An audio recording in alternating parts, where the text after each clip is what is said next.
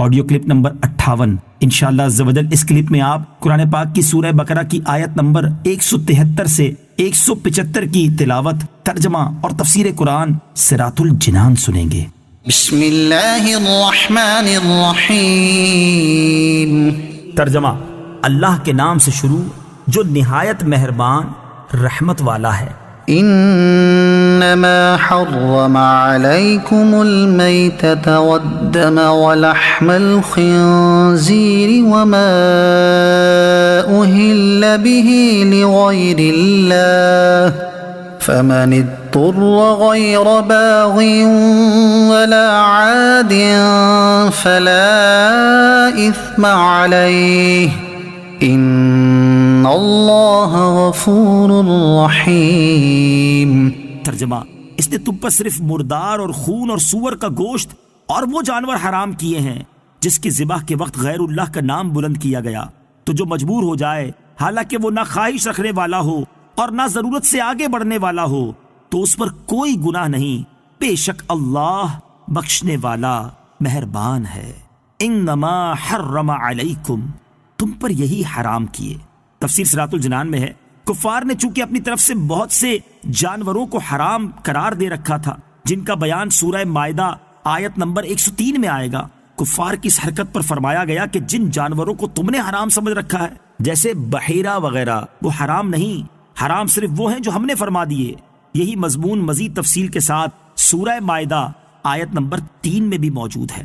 فمن اضطر، تو جو مجبور ہو جائے۔ تفسیر صراط الجنان میں ہے، مضطر یعنی مجبور جسے حرام چیزیں کھانا حلال ہے، وہ ہے جو حرام چیز کے کھانے پر مجبور ہو اور اس کو نہ کھانے سے جان چلی جانے کا خوف ہو اور کوئی حلال چیز موجود نہ ہو، خواہ بھوک یا غربت کی وجہ سے یہ حالت ہو، یا کوئی شخص حرام کے کھانے پر مجبور کرتا ہو اور نہ کھانے کی صورت میں جان کا اندیشہ ہو۔ ایسی حالت میں جان بچانے کے لیے حرام چیز کا قدر ضرورت یعنی اتنا کھا لینا جائز ہے کہ ہلاکت کا خوف نہ رہے، بلکہ اتنا کھانا فرض ہے۔ غفور الرحیم، بخشنے والا مہربان۔ تفسیر صراط الجنان میں ہے، حالت مجبوری میں حرام کھانے کی اجازت دینا اور اسے معاف رکھنا اللہ تعالیٰ کی کرم نوازی کی دلیل ہے، اس لیے آیت کے آخر میں مغفرت و رحمت والی صفات کا تذکرہ فرمایا۔ ان الذين يكتمون ما انزل الله من الكتاب ويشترون به ثمنا قليلا اولئك ما يأكلون في بطونهم الا النار ولا يكلمهم الله يوم القيامة ولا يزكيهم وَلَهُمْ عَذَابٌ أَلِيمٌ۔ ترجمہ: بے شک وہ لوگ جو اللہ کی نازل کی ہوئی کتاب کو چھپاتے ہیں اور اس کے بدلے ذلیل قیمت لیتے ہیں، وہ اپنے پیٹ میں آگ ہی بھرتے ہیں، اور اللہ قیامت کے دن ان سے نہ کلام فرمائے گا اور نہ انہیں پاک کرے گا، اور ان کے لیے دردناک عذاب ہے۔ ان الذین یکتمون ما انزل اللہ من الکتاب، بے شک وہ لوگ جو اللہ کی نازل کی ہوئی کتاب کو چھپاتے ہیں۔ تفسیر صراط الجنان میں ہے، کافروں کے گروہ مشرکین کے اعمال کا ذکر کرنے کے بعد اب دوسرے گروہ یعنی یہودیوں کا تذکرہ کیا جا رہا ہے۔ پہلا گروہ اللہ تعالیٰ کے حق میں کوتاہی کرنے والا تھا اور دوسرا گروہ مصطفیٰ کریم علیہ الصلوۃ والسلام کے حق میں کوتاہی کرنے والا ہے۔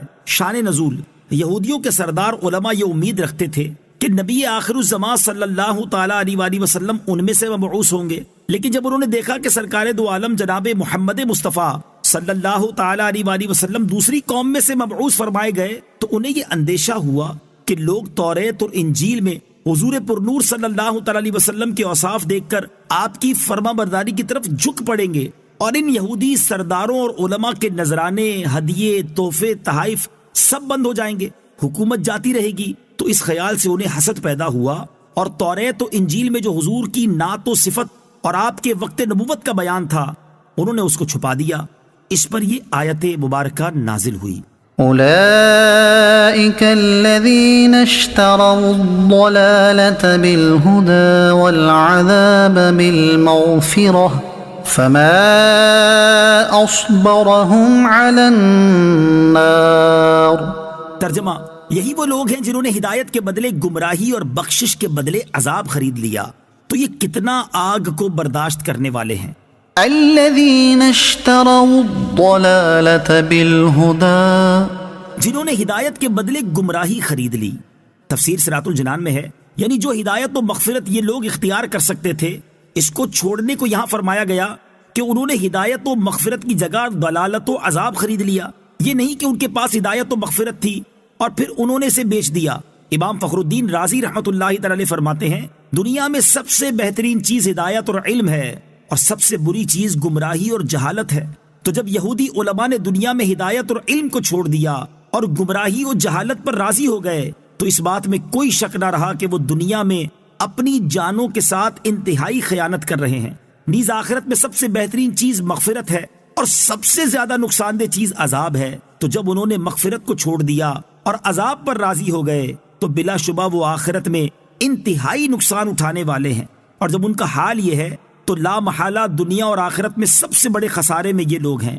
اس آیت میں یہودی علماء کے بارے میں فرمایا گیا کہ انہوں نے مغفرت کے بدلے عذاب خرید لیا، کیونکہ وہ حق بات کو جانتے تھے اور انہیں یہ بھی علم تھا کہ سید المرسلین صلی اللہ تعالی علیہ وآلہ وسلم کے اوصاف ظاہر کرنے میں اور ان کے بارے میں شبہات زائل کرنے میں عظیم ثواب ہے، اور تاجدار رسالت صلی اللہ تعالی علیہ وآلہ وسلم کی عظمت و شان چھپانے میں اور ان سے متعلق لوگوں کے دلوں میں شبہات ڈالنے کی صورت میں بڑا عذاب ہے۔ اس کے باوجود جب انہوں نے حق کو چھپایا تو لا محالہ انہوں نے مغفرت کے بدلے عذاب